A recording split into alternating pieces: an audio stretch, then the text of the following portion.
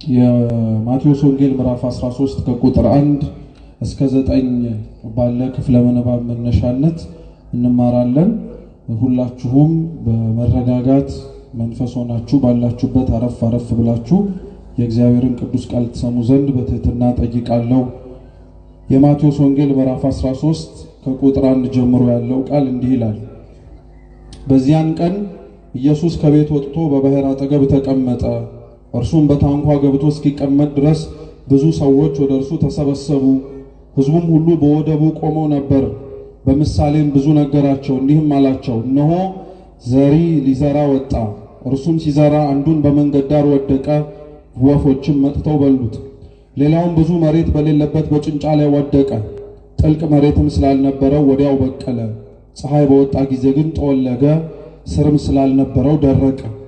ሌላውም በእሾህ መካከል ወደቀ፣ እሾህም ወጣና አነቀው። ሌላውም በመልካም መሬት ወደቀ፣ አንዱም 100 አንዱም 60 አንዱም 30 ፍሬ ሰጠ። የሚሰማ ጆሮ ያለው ይስማ ይላል። ስለ ቃሉ የአምላካችን ስም የተመሰገነ ይሁን። እኛ ቁጥር 3 ላይ ተጽፎ ባለው ኃይለ ቃል መነሻነት እንማራለን ማለት ነው። እስኪ ዘሪ በሉ።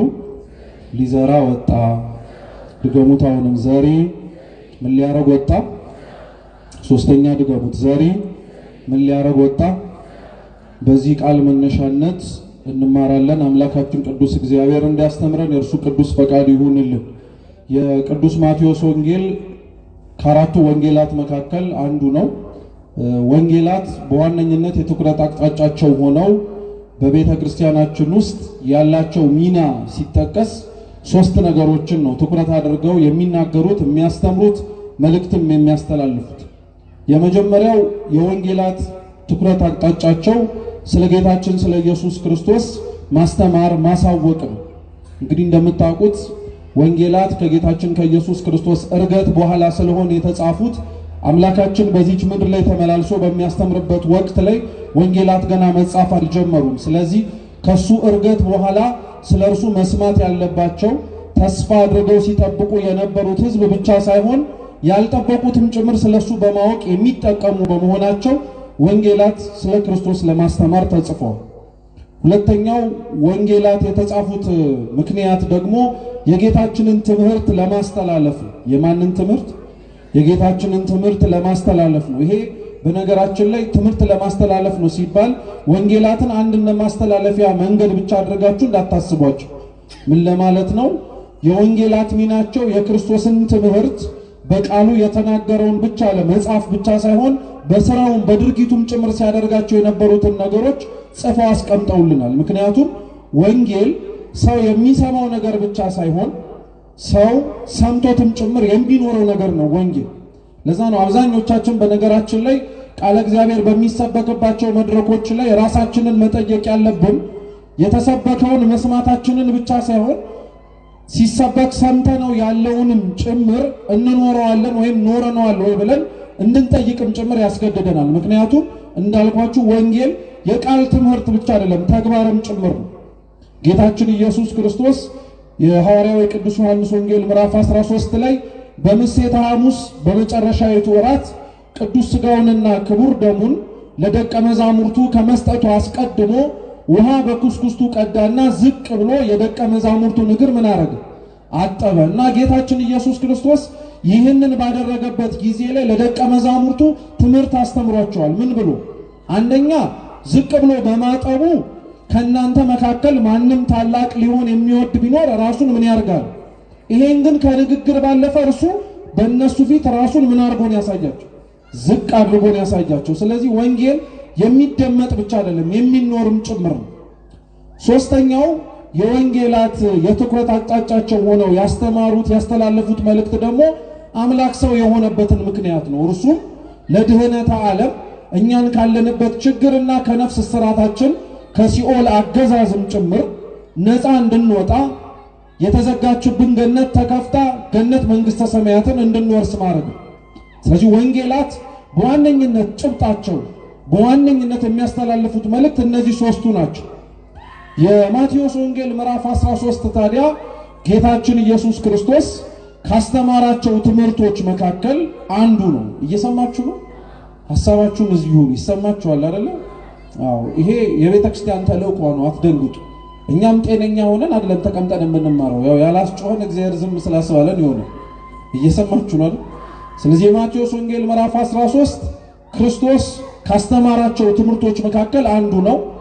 ይሄ ማቴዎስ ወንጌል ምዕራፍ 13 ከትምህርትነቱ ባሻገር ራሱ ወንጌሉን ራሱ ከሚታወቅበት ስያሜ ባለፈ ሌላ ስያሜ እንዲሰጠው ምክንያት የሆነ ምዕራፍ ነው።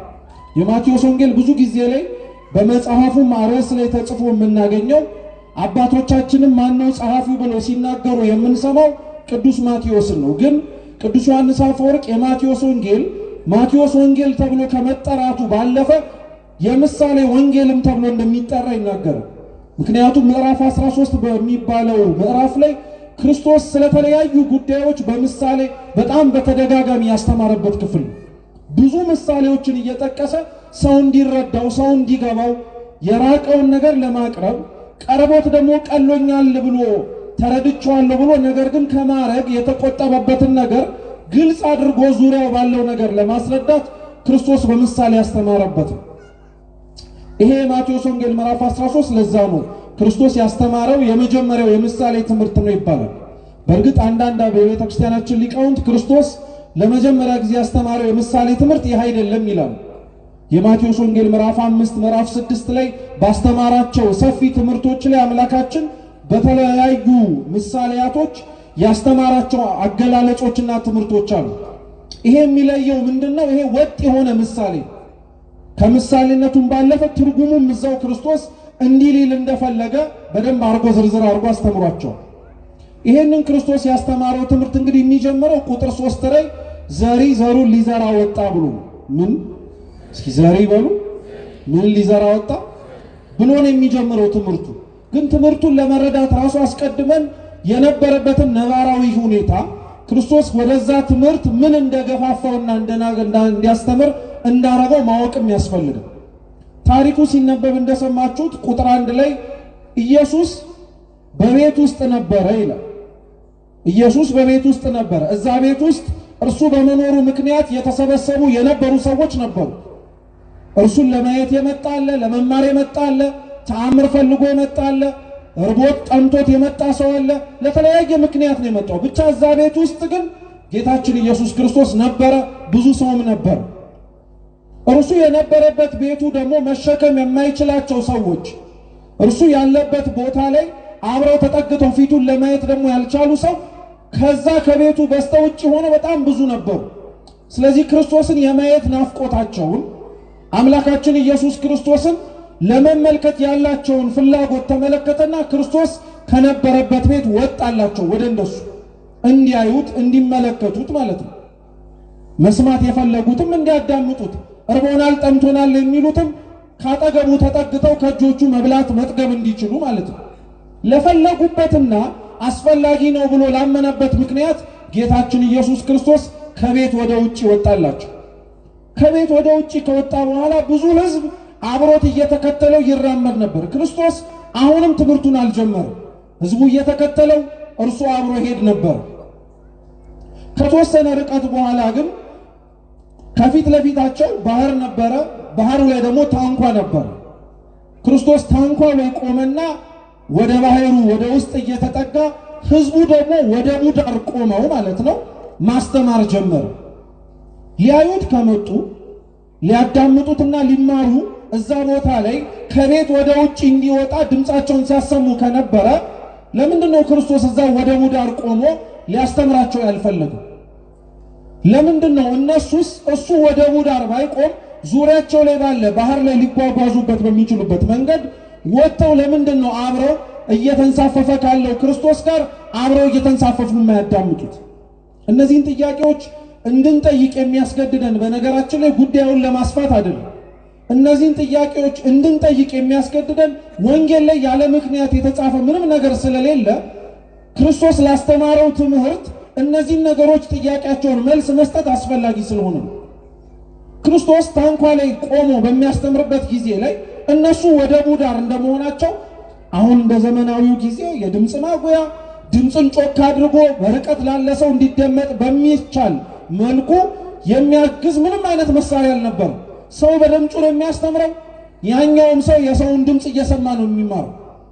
ስለዚህ ክርስቶስ አስቡት እንኳን ሰው ባህር ላይ እየተንቀሳቀሰ ማስተማር ቀርቶ አሁን እኔ እንኳን የምጠቀምበትን የድምጽ ማጉያ ድምጹን አጥፍቼው እየተንቀሳቀስኩኝ ባወራ ወይም ብናገር የድምጼ ልክ ሊደርስበት እስከቻለው ድረስ ያለው ሰው ያዳምጣል እንጂ ሁሉም ሰው ይሰማል አይሰማም።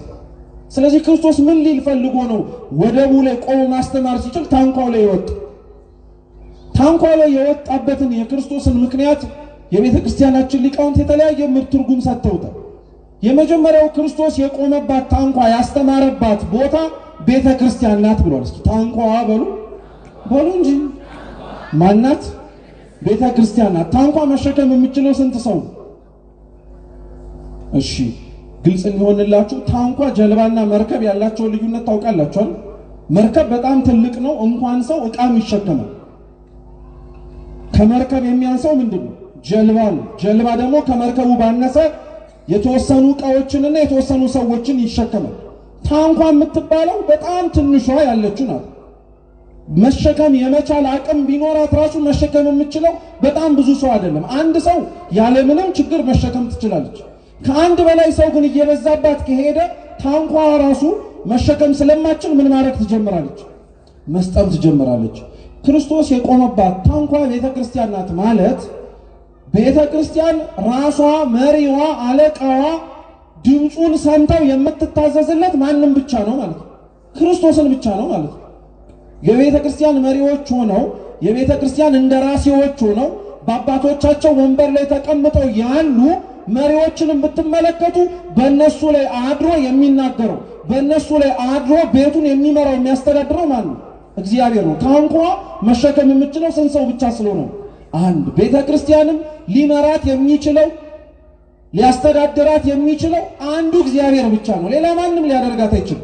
ለማንም አትመችም። በነገራችን ላይ ቤተ ክርስቲያን ከእግዚአብሔር ውጭ ለማንም አትመችም። ማንም መጥቶ ቤተ ክርስቲያን ውስጥ ከእርሱ ውጪ እንደፈለኩት ላርጋትም ማለት አይችልም፣ ሊያረጋትም አይችልም። አንዴ ለእርሱና ለእርሱ ብቻ ተብላ የተሰራች አካል ናት። ምን ማለት መሰላችሁ? ቤተ ክርስቲያንን እኔ ሌላ ሰው መጥቶ እመራታለሁ ከክርስቶስ ውጪ አለ ማለት የእናንተ አሁን አካልና ሰውነታችሁ ማለትም ጭንቅላትና ሰውነታችሁ አለ አይደል? እየሰማችሁ ነው? ምናችሁና ምናችሁ? ጭንቅላትና ሰውነታችሁ አለ። ለምሳሌ የእናንተን ጭንቅላት ሌላ ሰው ሰውነት ላይ የሌላ ሰውን ሰውነት የእናንተ ጭንቅላት ጋር አብሮ ማገጣጠም ይቻላል? ለምንድን ነው የማይቻል? ምን ችግር አለው? ያም ጭንቅላት ነው፣ ይሄም ጭንቅላት ነው። ያም ሰውነት ነው፣ ይሄም ሰውነት ነው። አይጣጣምም አይደለም? ይሄ ጭንቅላት የተሰራው ለየትኛው ሰውነት ነው? ኧረ መልሱ ባካችሁ። ለራስ ሰውነት ነው። ያንተ ጭንቅላት የተሰራው ለማን ነው? እቺ ቤተ ክርስቲያን የተሰራችው ራሷ ማን እንዲሆናት ብቻ ነው። ሲጀመር በነገራችን ላይ እቺ የተሰበሰብንባት ቤተ ክርስቲያን የማን ቤተ ክርስቲያን ነው? እስኪ አሁን እንደው ትምህርቱ እንደዛ ስለተባለ መራን እንጂ በደህናው ቀን የት ነው የምትሄዱት ሲባል ቤተ ክርስቲያኑ ነው የምትሉት እንዴ? የት ነው የምትሄዱት ስትባሉት የት ነው የምሄደው ነው የምትሉት? እና ቤተ ክርስቲያን የማን ናት ስንባል የማን ነው የምንለው? ታረቋ ወየኛ ወይ እግዚአብሔር ነው። የማን ናት? መጀመሪያ ቤተ ክርስቲያን ባለቤትነቱ የክርስቶስ ነው፣ የእሱ ናት። ከሱ ነው እኛ የተቀበልናት ራሱ። ይሄን በምን ታውቃላችሁ ብንባል ወንጌል ላይ ጌታችን ኢየሱስ ክርስቶስ ስለ ማንነቱ ለደቀ መዛሙርቱ ጠይቋቸው ነበር የምታስታውሱ ከሆነ እና ሰዎች የሰውን ልጅ ማን ይሉታል ብሎ ሲጠይቃቸው አንዳንዶች መጥምቁ ዮሐንስ ነህ፣ አንዳንዶች ኤርምያስ ኤልያስ ነህ ይሉሃል፣ አንዳንዶች ከነቢያት መካከል አንዱ ነው ይሉሃል አሉ። እናንተስ እኔን ማን ትሉኛላችሁ አላቸው። ቅዱስ ጴጥሮስ ፈጠን አለና ምን ብሎ መለሰ? አንተ ሕያው የእግዚአብሔር ልጅ ነህ፣ አንተ የዮና ልጅ ስምዖን ብፁዕ ነህ፣ ንዑድ ነህ፣ ክቡር ነህ። በዚህች በሰጣት ምስክርነት ላይ አለት ላይ ቤተ ክርስቲያኔን አንጻታለሁ አለ። እስኪ ቤተ ክርስቲያኔን በሉ ድገሙት። ምኔ ቤተ ክርስቲያናችሁን አላለም። መጀመሪያ ምኔን ነው መጀመሪያ ነው? ቤተ ክርስቲያኔን ምን አረጋታለሁ? አንጻታለሁ ነው። ከሱ ነው ለኛ የተሰጠችው እንጂ እኛ ሰብስበን አይደለም ለሱ የሰጠን።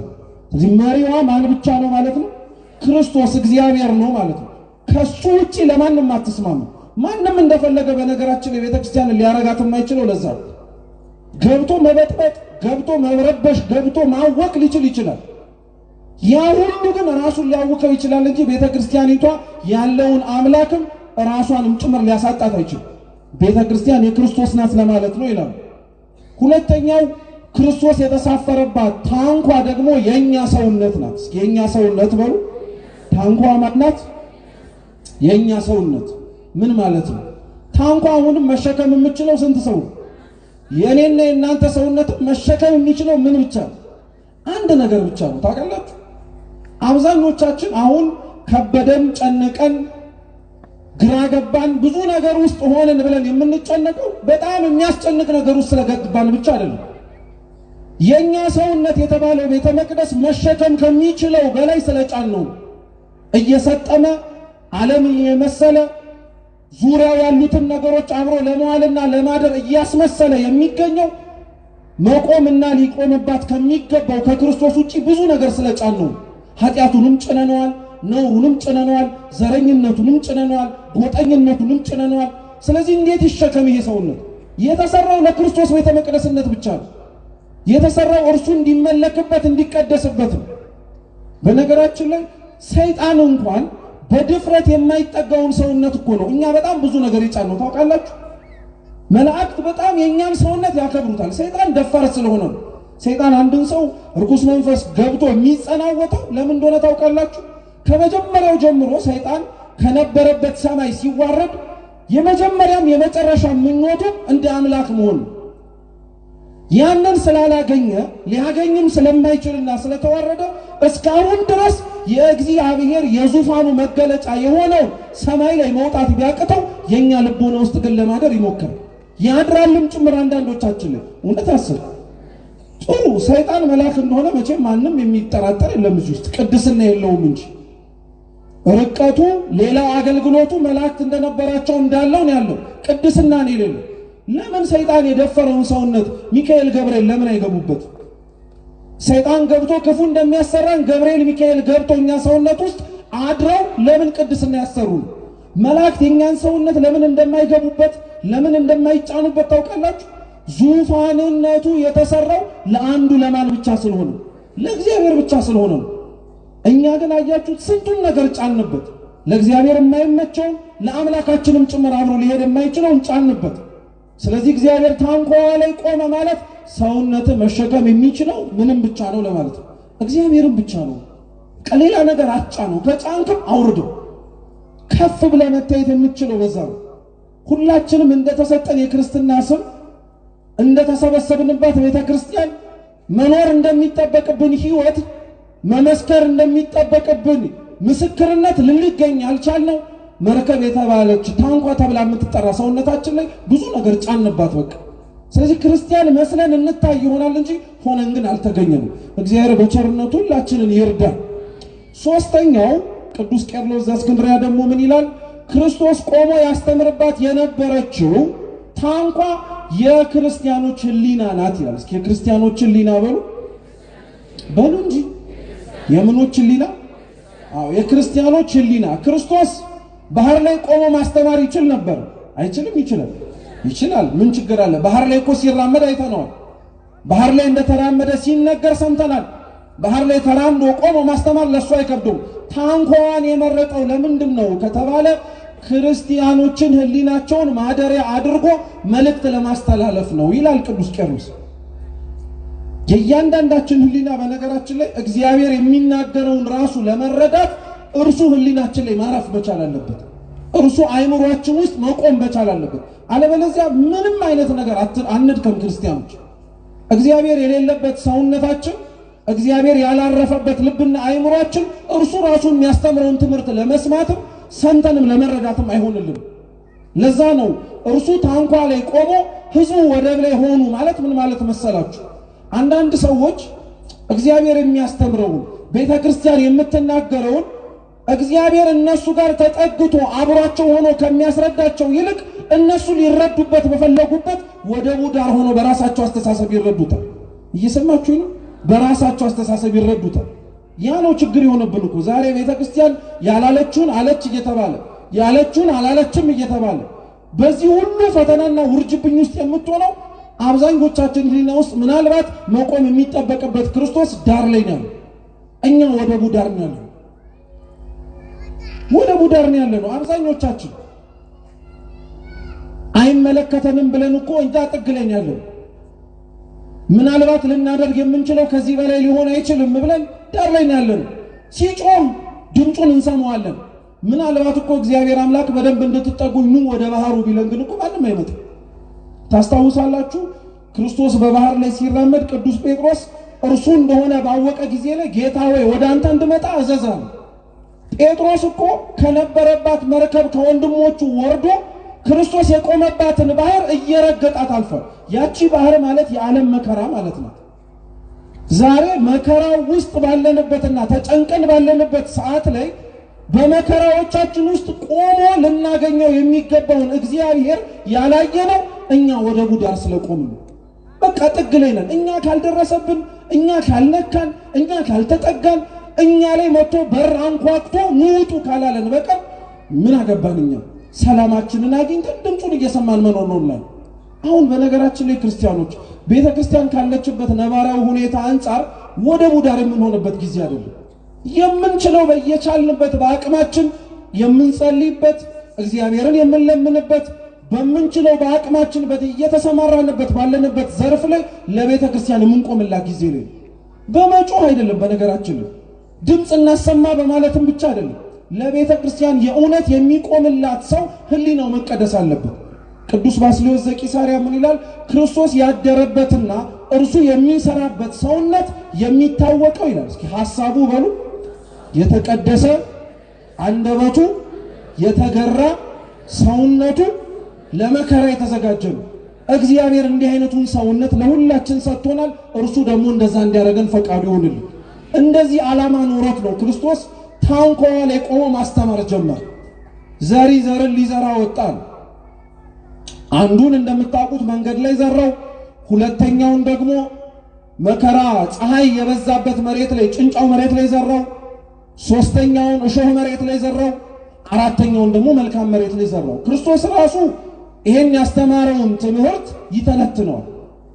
ዘሪው ራሱ እንደሆነ፣ ዘሩ የሚያስተምረው ትምህርት እንደሆነ፣ የተዘራባቸው መሬቶች ደግሞ የኛ እርሻ የኛ ልቡና እንደሆኑ ይናገራል። ከዛ በመነሳት የተወሰኑ ነጥቦችን እናንሳ። እዚሁ ክርስቶስ ባስተማረው ትምህርት ላይ አንደኛ ጌታችን ኢየሱስ ክርስቶስ እንደ ገበሬነቱ እናስበው። አንድ ገበሬ ተነስቶ የዘራውን ዘር መልሶ የሚዘራውን ዘር የሚያገኘው ቀድሞ ከዘራው ዘር እንደሆነ ማናችንም እናውቃለን። ገበሬ ዘሩን ይዘራል፣ ወቅቱ ሲደርስ ያጭዳል፣ ይሰበስባል። ጎተራ ካስገባው ዘር ላይ መርጦ ምርጥ ዘር ብሎ ይለያል። እየሰማችሁ ነው? ምርጥ ዘር ብሎ ይለያል። ያችን ምርጥ ዘር በቀል አድርጎ ከቤቱ አናት ላይ አንጠለጠላታል፣ ግድግዳው ላይ እርጥበት እንዳያገኘው እንዳይበላሽበት። ለምን? ምቹ የሆነ ጊዜ ምቹ የሆነ ወቅት ሲመጣ መልሶ ዘሩን ምን ስለሚያደርገው ስለሚዘሩ። ስለዚህ አሁን ይሄን ገበሬ ዘሩን ለይቶ መርጦ አስተካክሎ አስቀምጦ መሬት ላይ ዘራው ብትሉት ይዘራው እንዴ? ገበሬ መሆን አይጠበቅባችሁም እኮ። አንድ ገበሬ አምጥታችሁት አሁን እዚህ ደረቅ መሬት ላይ ዘራው ዘርህን ብትሉት ይዘራው አይዘራው። እንኳን ደረቅ መሬት ላይ ዘርቶ የዘራው ጎተራው ውስጥ ቢያልቅበት እንኳን ያቺን ዘሩን ጠብሶ አይበላትም። ክረምት እስኪመጣ የሚዘራበት ወቅት እስኪደርስ ይጠብቃል። መራብን ይመርጣል። ምክንያቱም ያቺን ዘር አውጥቶ ከበላት ነገ ወቅቱ ሲመጣ ምን የሚያደርገው የለው፣ የሚዘራው የለው። ስለዚህ አሁን እንደ አንድ ገበሬ አስቡት። ደረቅ መሬት ላይ ያ ገበሬ ዘሩን ይዘራው? መልሱ እንጂ ጥሩ አድጎ ፍሬ የማያገኝበት ፀሐይ ሲመታ የሚያደርቅበት የጭንጫ መሬት ላይ ይዘራው? አይዘራው። እሾሃማ የሆነ መሬት ላይ ቢዘራው መጥቶ ዘሩን ለመንቀል የሚከብድበትና ፍሬውን ለመሰብሰብ የሚከብደው ቦታ ላይ ይዘራው? ዘራው ቢባል የሚዘራው አራተኛው መሬት ላይ ነው፣ ትርፍ የሚያገኝበት ማለት ነው። ምን ማለት መሰላችሁ? እግዚአብሔር እንዳስተማሪነቱ ቃሉን እንደሚዘራ ገበሬነቱ እስኪ አስቡት። እኛ ላይ የሚዘራብን ለምንድን ነው ብላችሁ ጠይቃችሁ ታውቃላችሁ? ገበሬ እንደተባባልነው እኮ መዝራት ያለበት ምርት የሚያገኝበት ቦታ ላይ ነው። አሁን የኔና የናንተ የልቡናችን እርሻ 30፣ 60፣ 100 ያማረ ፍሬ የሚያፈራ ሆኖ የአንዳንዶቻችን ልብ እኮ እንደ መጀመሪያው መሬት ከፈርዖንም በላይ የጸና ልብ ያለን ሰዎች እኮ አሉ። ምንም ነገር የማይሰለጥቀን፣ ምንም ነገር የማይበግረን፣ ምንም ነገር ካለንበት ቦታ ራሱ የማያንቀሳቅሰን። በጣም እኮ ነው የሚገርመው። በነገራችን የአንዳንዶቻችን ልብም ተመሳሳይ ነው። እንደ ጭንጫው መሬት ዘሩን ተቀብሎ በስሜት ከማብቀል ባለፈ ለጥቂት ለእፍታ ለእሳቱ ሞቅታ ያክል ድረስ ከመታየት ባለፈ ሌላ ፍሬ ይገኝብን። የአብዛኞቻችን የልቡናችን እርሻ መሬት እንደዛ ስለሆነም ጭምር እኮ ነው። ታውቃላችሁ የቤተ ክርስቲያን መከራና ችግር ዘመን ላይ ሰው የሚሳለቅብን ለዛ ነው። ተዋቸው እባክህ የሆነ ሰዓት ላይ እንዲሆኑና ከዛ ምን ያደርጋሉ ነው ይረሱታል ይላል። በቃ እውነት እኮ ነው። ስታዩ ለሆነ ሰሞን አለን ሆ ብለን እንነሳለን። ከሆነ ሰሞን በኋላ ግን ችግር ላይ ያለችዋን ቤተ ክርስቲያን፣ ችግር ላይ ያሉትን ወንድም እህቶቻችንን፣ ህዝባችንን እንዘነጋዋለን። በቃ ሌላ ነገር እንፈልጋለን። እንደነዚህ አይነት መሬት ላይ ይዘራል እግዚአብሔር። እሾሃማው መሬት ተመሳሳይ ነው። ጥቅማ ጥቅም እንደሚያስረን ስጋዊ ድሎትና አምሮታችን ልንመስለው የሚገባንን ክርስቶስን እንዳንመስል እንደሚያደርገን እያወቀ አሁንም ይዘራል ክርስቶስ። በጣም እኮ የሚገርም ገበሬ ነው ማለት ነው። አያችሁት? እግዚአብሔር ሁሌም ክርስቲያኖች ከሱ የሚጠበቅበትንና ማረግ አለብኝ ብሎ አምኖ የሚያደርገውን ነገር አጉድሎ ያቅ። ምን አርጎ ያቅ? አጉድሎት ያቅ። እንዲሁም የቅዱስ ማቴዎስ ወንጌል ምዕራፍ 21 ላይ ጌታችን ኢየሱስ ክርስቶስ በምሳሌ ሲያስተምር መንግሥተ ሰማያትን የወይን ቅጥር እንደቀጠረላት፣ እየሰማችሁ ነው፣ የወይን መጭመቂያ ስፍራ እንዳዘጋጀላት፣ እንዲሁም ደግሞ ማማ ግንብ እንዳነጸላት ሰው ይመስላል አሉ። እስኪ ልብ ብላችሁ ስሙ። ለወይኑ ስፍራ የወይኑ ባለቤት ባለ እርሻው ማለት ነው ቅጥር ቀጠረለት፣ የሚያጠቃው ሰው መጥቶ እንዳይተናኮለው ማለት ነው። አንድ መጭመቂያ አዘጋጀለት። ወይኑ በስሎ ሲደርስ ተረግጦ የወይኑን ጭማቂ ወይኑን ዘለላው ተረግጦ ውሃው ፈሳሹ እንዲጠጣ ማለት ነው። ደግሞ ከሩቅ የሚመጣ ጠላትም መልሶ ማየት እንዲቻል ደግሞ ማዘረጋለት። ከገበሬዎቹ ምን እንዳላቸው ታውቃላችሁ? ፍሬውን ልቀሙት ነው ያላቸው። ምኑን ልቀሙት? ቅጥር ቀጥር አላለው፣ መጭመቂያ ስራ አላለው፣ ማማ ገንብተ ጠላት እንዳይመጣ ከሩቅ ተከላከል አላለው። ይሄንም በሙሉ የሚያስፈልገውን ነገር ካሟላ በኋላ ከገበሬዎቹ ጥቂት ነው የፈለገው። በነገራችን ላይ እግዚአብሔር እንዲህ አይነት አምላክ ነው። ብዙውን ነገር ለኛ ሰጥቶን አብዛኛውን ነገር መጠቀም እንድንችል አድርጎ ለእጆቻችን አጎናጽፎ ነው። ችግሩ ምን መሰላችሁ? አንደኛ እግዚአብሔር እንደሰጠን የማናውቅ ሰዎች አሉ፣ የታለ ብለን የምንጠይቅ። ሁለተኛ ተሰጥቶን ያበላሸን ሰዎች ደግሞ አሉ። ተሰጥቶን ምን ያደርግን? ያበላሸን። ዛሬ አጣነው፣ ዛሬ ከእግዚአብሔር ካልሰጠህን ብለን የምንተናነቀውን የምንለምነው ልመና በሙሉ እግዚአብሔር መጀመሪያ ሳይሰጠን የቀረ ነው። ዛሬ አጣነው የምንለውን ሰላም፣ ፍቅር፣ አንድነት፣ ርኅራኄ፣ ቸርነት፣ ቅንነት፣ ገርነት ሳይሰጠን ቀርቶ ነው። አንድም አድሎብን ያቅም ሰጥቶን እኛ ስላበላሸ ነው። ለዛ ነው ልበ አምላክ ቅዱስ ዳዊት መዝሙር 13 ላይ ሲናገር ምን ይላል? ከመቃብር ክሱት ጎራይቶሙ፣ ጉሮሯቸው እንደተከፈተ መቃብር ነው ይላል። መቃብር ጠባዩ ምንድነው ተብሎ ቢጠየቅ እናንተ የሞተ ዘመዳችሁን የሞተ የራሳችሁን ሰው ስትቀብሩ ሰውነታችሁን አጥባው አይደለም፣ ሰውነቱ ታጥቦ እንዳይሸት እንደየባህሉ ስርዓት በንጹህ ጨርቅ ከተገነዘ በኋላ ሽቱ ተነስንሶበት አዲስ ሬሳ ሳጥን ተመርጦ በክብር እያልን እያለቀስን ወይኔ እያልን ምን እናደርገዋለን? እንቀብረዋለን። ከአራት ከአምስት ቀን በኋላ አንተ ያስገባህበት መሬት ላይ ሄደህ ያንን ሬሳ ቆፍሬ ላውጣው ብትል አዲሱ እንጨት ቆሽሿል፣ ንጹህ ጨርቅ አድፏል። አንተ ሽቶ የነሰነስክበት ሬሳ ምን ማድረግ ጀምሮ መቃብር ናችሁ ያለን እግዚአብሔር እኛን ለዛ ነው። መቃብር ነን። የተሰጠንን ሁሉ ያበላሸን፣ ሰላሙን በጥላቻ ፍቅሩን በመቧጨቅ ለወጥ ነው። ከዛ እንደሌለን እርሱም እንዳልሰጠን ጭምር እናጎረመረመበታለን። እግዚአብሔር የሆነው ሁላችን ልቦናችን ይመልስልን። አንድም ነገር አጉድሎብን አያውቅም፣ አንድም ነገር።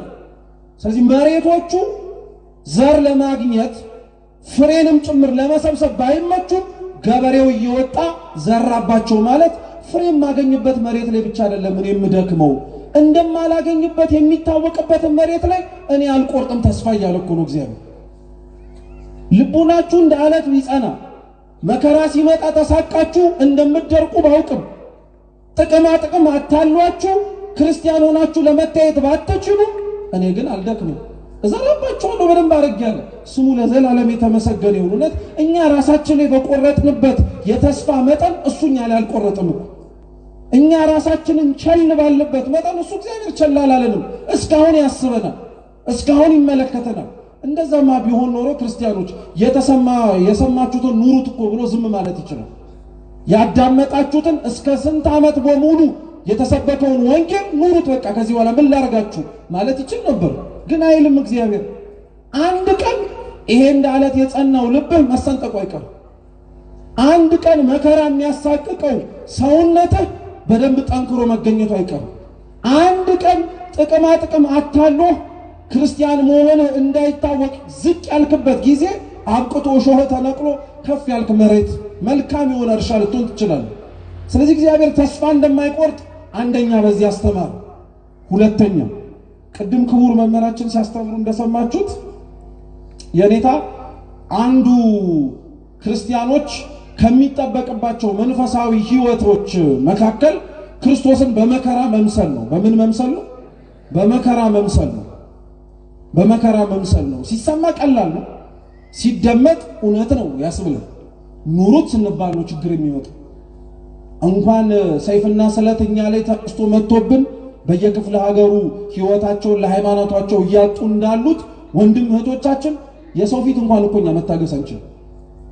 አሁን እኔ ፊቴን እንኳን ባኮሳትር ወይ እናንተ አይ ምናምን ብትሉ እኔ ራሱ መሸከም አልችልም፣ እናንተ መሸከማችሁ። የሰው ፊት የከበደን ሰዎች ሰይፍና ስለት እንዴት እንታገላለን? የሰው አንደበት እያሳቀቀን ሰው ምን ይለኛል እያልን ዝም የምንል ሰዎች መናገር ሲጠበቅብን ሌላ መከራ ሲመጣ ሌላ ችግር ሲመጣ እንዴት ነው ድምፅ እንሆናለን የምንል? ሲመከራ ስንሰማው ቀላል ነው፣ እግዚአብሔር ካላስቻለ ግን በጣም ከባድ ነው። ለዛ ነው መንፈስ ቅዱስ የሚገራው ሰውነት መንፈስ ቅዱስ የገራው ማንነት ከንግግርም ከእይታም አልፎ ስጋዊ የሆነ መከራ እንኳን ቢመጣበት አይሳቀቅ። ሐዋርያት ለዛ እኮ ነው መንፈስ ቅዱስን ታድሰው ለብሰው በሰውነታቸው ውስጥ እስኪያድር ድረስ ፈሪዎች ነበሩ። ጌታቸው ሊያስ ሲመጣ ገና ለገና እኛም ልንሆን እንችላለን ብለው በሁሉም የተበተኑት አንዱ ዮሐንስ ወንጌላዊ ብቻ ነው አብሮት የነበረው እስከምናውቀው ድረስ። ልክ ግን መንፈስ ቅዱስን ከተቀበሉ በኋላ እንኳን መከራ ሊፈሩ መከራ ያለበት ቦታ ላይ ይቆሙ ነበር።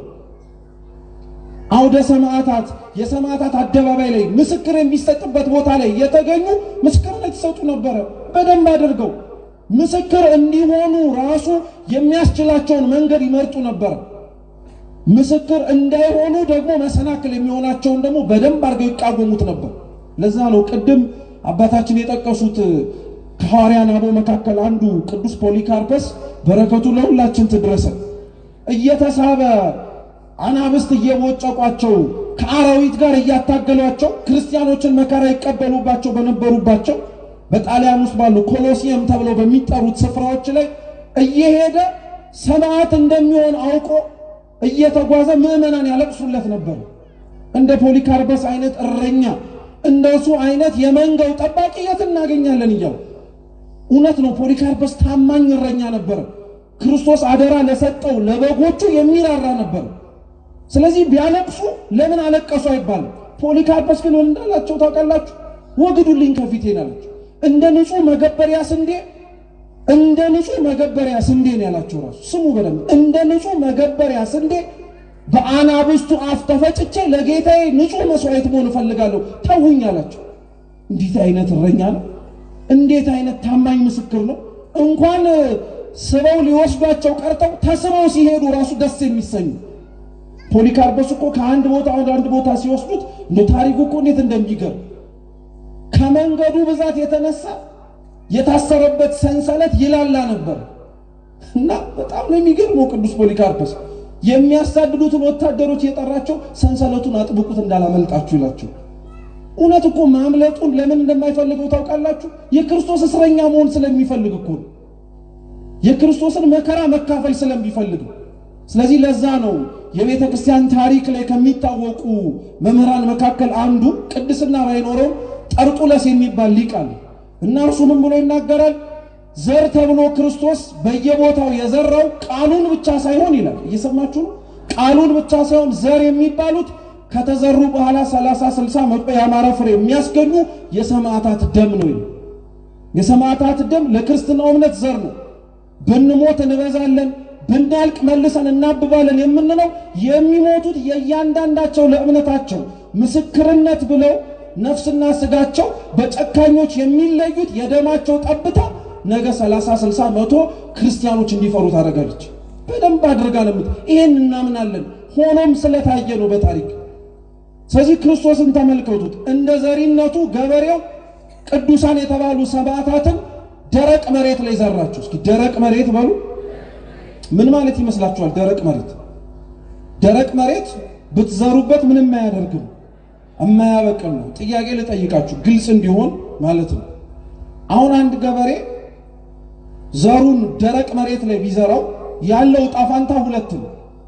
አንደኛው መዘራቱን የማያውቅ ሰው ሊረግጠው ይችላል። እየሰማችሁ ነው? ሁለተኛው ደግሞ ከተረገጠም በኋላ ሳይረገጥም በፊት አዋፈ ሰማይ ካዩት ምን ያደርጉታል? መጥተው ይለቅሙታል፣ ይበሉታል ማለት ነው። ጥሩ ዘሩ የማይበቅልበት ቦታ ላይ ደረቅ መሬት ላይ ስለተዘራ ከምረገጥና እየሰማችሁ ነው? ከምረገጥና የሰማይ አዋፎች መጥተው ከሚበሉኝ መሬቱን ብሆን ይሻለኛል ብሎ ወደ መሬትነት ይለወጣል። የፈጣሪ ያለ ታስቡበታላችሁ እንዴ? ደረቁን መሬት ዘሩ ይሆናል? አይሆንም። ጥሩ ደረቁ መሬት ደግሞ አዕዋፈ ሰማይ መጥተው ሲበሉት ሲያዩ ዘሩን አይ ከመረገጥ ማንም እየመጣ ከሚጫነኝ እኔም ዘሩን ብሆን ይሻላል ብሎ አስፋልቱ ደረቁ መሬት ወደ ዘርነት ይለወጣል።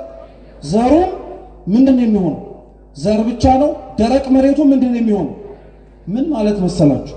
ክርስቲያኖች ወይንም ደግሞ ሰማዕታት ቅዱሳን እነሱ ለምን ተገኙበት የሚባልበት ቦታ ላይ ሊዘሩ ይችላሉ።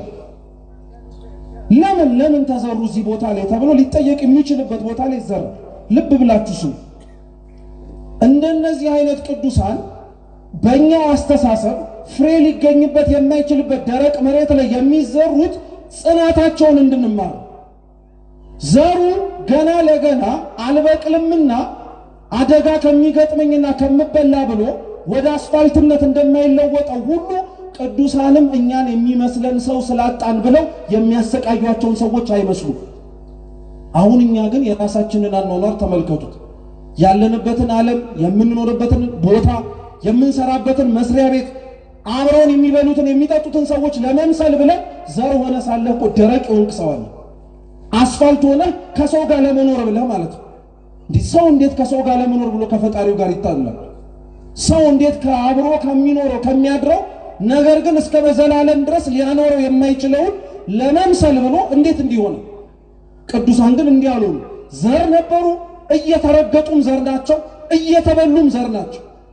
የእግዚአብሔር ቅዱሳን ሰማዕታት እንዲህ ናቸው። ቦታ አይለውጣቸውም ማለት ነው። ሁለተኛውንም ተመልከቱት። ጭንጫ መሬት ነው። ጭንጫው መሬት ሲነገር እንደሰማችሁት መዘራቱ ተዘርቷል፣ መብቀሉ በቅሏል። ነገር ግን ስሩ የሰደደ ስላልሆነ ፀሐይ ሲመታው ምን አረጋለ ክርስቶስ? ደረቀ አለ። እስኪ ደረቀ በሉ። ደረቀ። የወጣበት ፀሐይ ያንን እጽዋት የመታው ማለት ነው።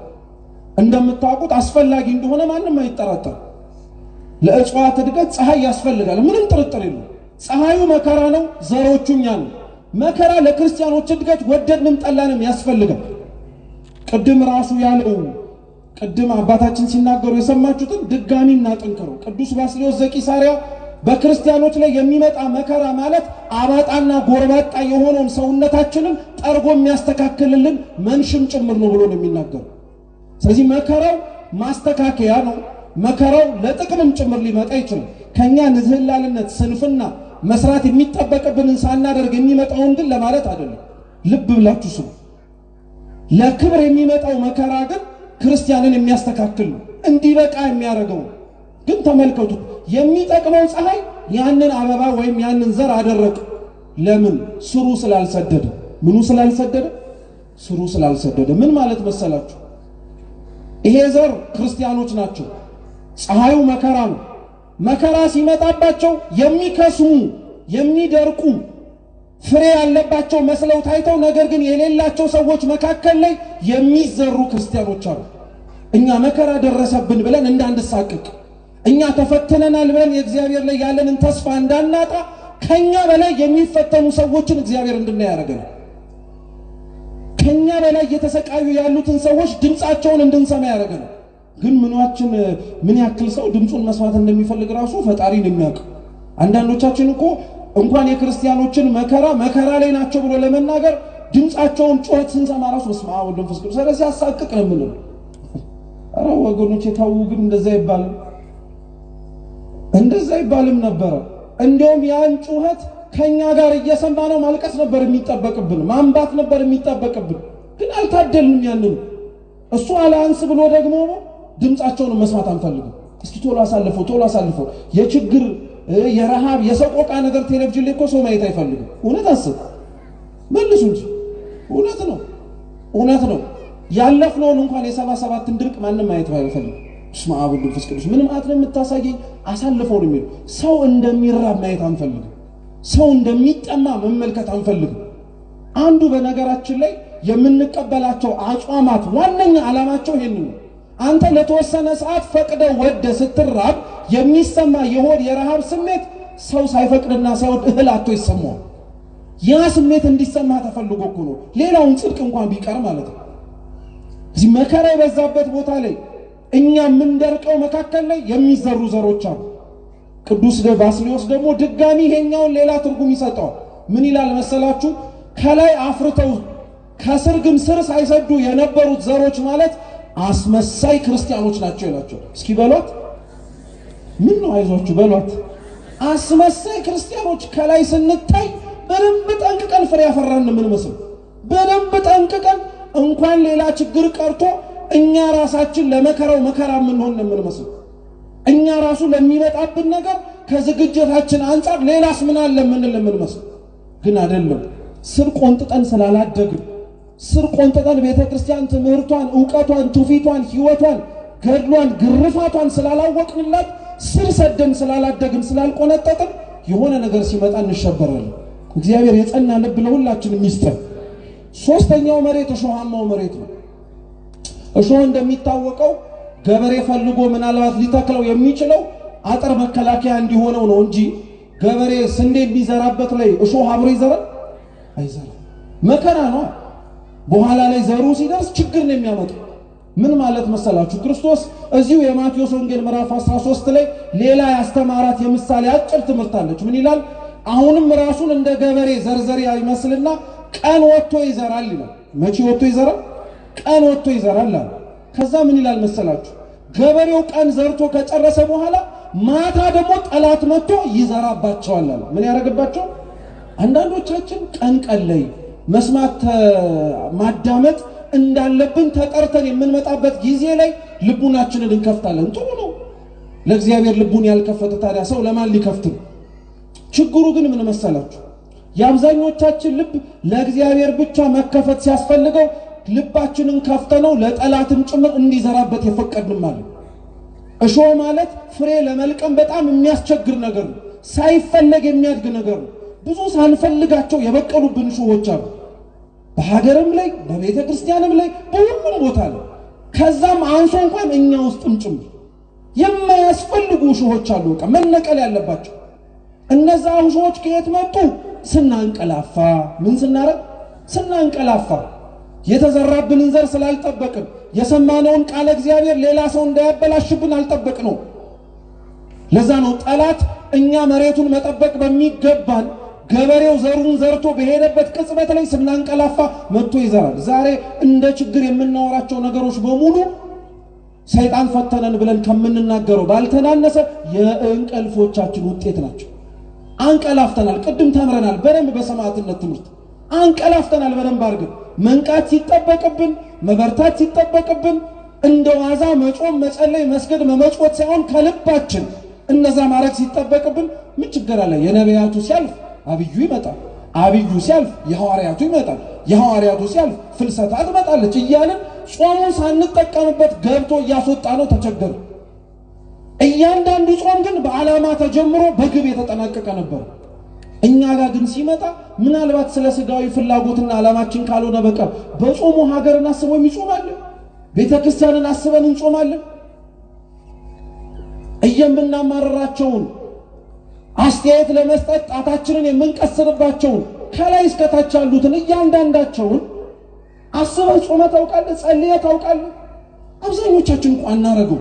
ቤተክርስቲያን ልብ ብላችሁ ስሙኝ ባካችሁ። ቤተክርስቲያን ብትወቅስ ብትገስጽ የሚያምርባት ለምን መሰላችሁ? ለሁሉም ስለምትጸልይ። በእንተ ቅድሳት ጸሎቷ ላይ ስለሚያስጨንቋት መሪዎች ልቡና እንዲሰጧት ትለምናለች። ለሊቃነ ጳጳሳቱ ትለምናለች። ለዲያቆናቱ፣ ለቀሳውስቱ፣ ለሊቃውንቱ ፍቅርን ማስተዋልን የሚመሩበትን ጥበብ እንዲሰጣቸው ትለምናለች። እሷ ብትገስጽ ያምርባታል። አንተና እኔ የተጸልየን አንተና እኔ መቼ አስበናቸው? አንተና እኔ መቼ ተመልክተናቸው? በጣም እኮ ነው የምናሳዝነው። እሹ ማለት ይሄ መልካሙ መሬት መቼም አይጠፋችሁ። መልካም መሬት ላይ የተዘሩ ደግሞ ቅዱሳን አሉ፣ ፍሬ የሚያፈሩት ማለት ነው።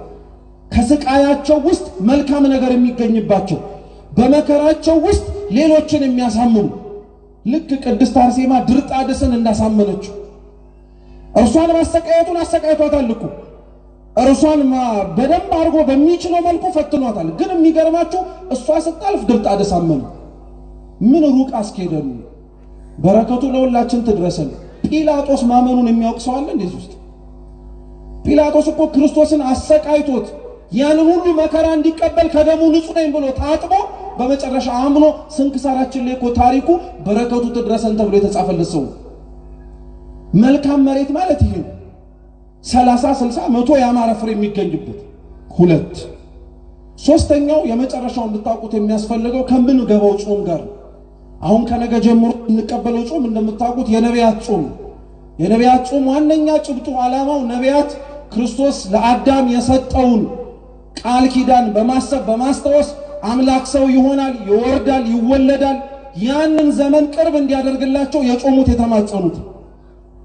አሁን ያነበብነው ትምህርት በነገራችን ላይ በዘመነ ክረምትም የሚሰበክ ስብከት ነው፣ በዘመነ ነቢያትም የሚሰበክ ስብከት ነው።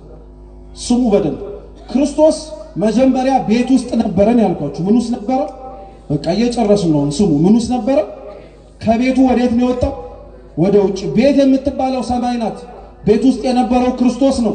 ሰማይ ከተባለ ቤቱ የጠሩትን የነቢያትን ድምፅ የቅዱሳኑን ልመና ሰምቶ ወጣ ማለት ወረደ ማለት ነው። ምን አረገ ማለት ነው? ወረደ ማለት ነው። በባህር ማዶ ሆኖ ተናገራቸው። እርሱ መርከብ ላይ ሆኖ ማለት በዘመን የተራራቁ ቢሆኑም በነቢያቱ ግን ድምፁን እንዲሰሙ አደረጋቸው። እግዚአብሔር ስሙ የተመሰገነ ይሁን። እውነት በነቢያቱ ድምፁን እንድንሰማው አደረገን። አብሮን ያልቆመው ለዛ ነው። ዘመን እስኪመጣ ድረስ ጊዜው እስኪደርስ ድረስ እመቤታችን ንጽሕት ድንግል ማርያም ማኅፀኗን ከተማ አድርጋ እስከምትሰጠው ድረስ ታንኳው ላይ ነበረ፣ ሰማይ ላይ ነበረ። እርሱ አልተጠጋነውም፣ አልደረስንበትም። ድምፁን ግን ከሩቅ ሆነን እየሰማነው ነበር። ከዛስ ዘሪ ዘሩን ሊዘራ ወጣ። እስኪ ዘሪ በሉ በሉ እንጂ ምኑን ሊያረግ ወጣ? ዘሩን ሊዘራ ወጣ። የዘራው ዘር አንደኛ ቃለ እግዚአብሔር ነው፣ ሁለተኛ ሰማዕታት ነው ብያቸዋል። የኛ ሊቃውንት ይራቀቁበታል እኮ። የዘራው የእግዚአብሔር ቃል ነው ከተባለ ይላሉ የእግዚአብሔር ቃል የሚደመጥ ብቻ ሳይሆን ስጋን ነስቶም ሰው የሆነ ነው። ቃል ምን ሆነ ስለሚል ስጋ ሆነ ስለሚል ዘሪ የተባለው እግዚአብሔር አብ ነው። ዘሩን ሊዘራ ወጣ ማለት እግዚአብሔር አብ ልጁ እግዚአብሔር ወልድን ወደ ምድር ላከው ማለት ነው። እየሰማችሁ ነው? ይሄ የተዘራው ዘር ሰው የሆነው ክርስቶስስ ምን መሬት ላይ ወደቀ? አንደኛ ደረቅ መሬት ላይ፣ ሁለተኛ ጭንጫ መሬት ላይ፣ ሶስተኛ ምን መሬት ላይ? እሾሃማ መሬት። ምን ማለት ነው? በዘመናት የማይመቹ ጊዜያት ውስጥ ራሱ ስለ ክርስቶስ ይሰበክ ነበር። ደረቅ መሬት ልብ ባላቸው በነፈርዖን ዘመን ክርስቶስ ይሰበክ ነበረ። አለት ተብሎ በሚጠራው ሙሴ ሕጉን በተቀበለበት ዘመን ላይ የእግዚአብሔር ቃል ይዘራ ነበር። ቅዱስ ዮሐንስ አፈወርቅ እንዲሁም በደንብ የሚራቀቅበት ክርስቶስ አንድም ዘሩን መሬት ላይ የዘራው ቃሉን በሙሴ አማካኝነት እንደሚሰጣቸው ለመናገር ነው ይላል። ቃሉን በሙሴ አማካኝነት ሕጉን እንደሚሰጣቸው ለመናገር ነው ይላል። ሁለተኛስ ጭንጫ መሬት ላይ ዘራው፣ መከራ የበዛበት ማለት ነው። በዛ መከራ በበዛበት ዘመን በምርኮ ዘመን በነ ዳንኤል በነ ኤርምያስ ዘመን ያናግራቸው ነበረ፣ ያሳስባቸው ነበረ። ተስፋ እንዳያጡ በነቢያቱ ያስተምር ነበር። ለዛ ነው ዘሪው አንድም እግዚአብሔር አብ ነው፣ አንድም ዘሪዎቹ ነቢያቶች ናቸው። ቃሉን በማይመች ቦታ ይሰብኩ ነበር። ሶስተኛው ሸሃማ የሆነ መሬት ነው። ክርስቶስ ለመምጣት የደረሰበት ክርስቶስ ሰው ለመሆን የቀረበበት ዘመን ማለት ብልዓተ ኃጢአት ጫፍ ላይ የደረሰበት ነበር። በቃ ከአዳም ከሔዋን የተቀበልነው በደል አንድ ነገር ነው። እርሱ ሳያንሰን ደግሞ ጭራሽ የራሳችን በደል ነበረብን። የዛች የኃጢአታችን የጽዋው የመሙያ ጫፍ ላይ ሲደርስ እግዚአብሔር በመልካም መሬት ተብላ በምትጠራ በንጽሕት ድንግል ማርያም እርሻ ላይ ተዘራ። በቀለ 30 60 100 ያማረ ፍሬ አስገኘ ማለት የእርሱ ሰው መሆን ብዙዎችን በሙሉ አስገኘ።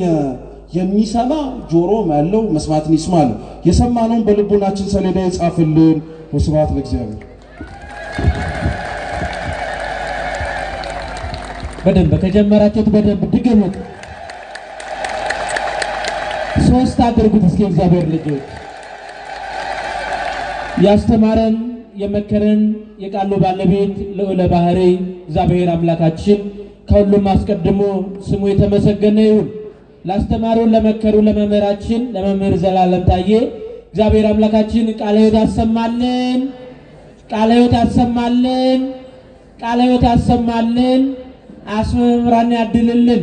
እኛንም እንዳሳምሮ ሰብስቦ በዚህ በጌጠኛ ቤቱ ስላስመሸን ቃሉን ስለመገበን ስሙ የተመሰገነ ይሁን።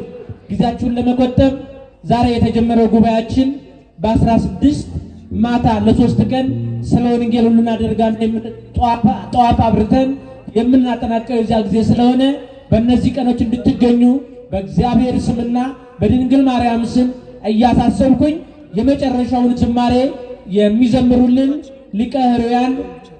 ሊቀ ሕሩያን ዘማሪ ዮሴፍ ግርማና ሊቀ ዲያቆናት ዘማሪ ብስራት ጨብስ ይሆናሉ።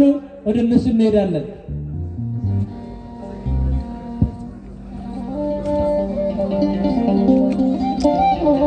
ሁለቱ ባንድ ላይ ስለሆነ ነው።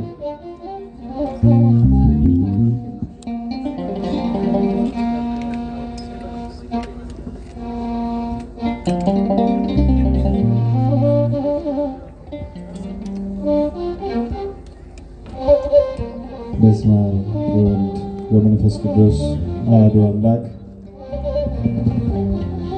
እንደምን ቆያችሁ? እንደምን አመሻችሁ? አሜን። ምሕረት ቸርነቱን አብዝቶ የሰበሰበን የቅዱሳን አምላክ ቅዱስ እግዚአብሔር በቃል ተናግረን በልብ አስበን ስለማንፈጽመው ቸርነቱ ስሙ ለዘላለሙ የተመሰገነ ይሁን። ንጽሕተ ንጹሐን ርኅርኅተ ሕሊና ወላዲተ አምላክ ድንግል ማርያም ክብር ምስጋና ይግባት። የቅዱሳን መላእክት ተራዳኢነት፣ የቅዱሳን ጻድቃን ሰማዕታት ምልጃ ጸሎት አይለየን። አብረን እንዘምራለን። እግዚአብሔር አምላክ አንደበታችንን ለምስጋና አከናውኖ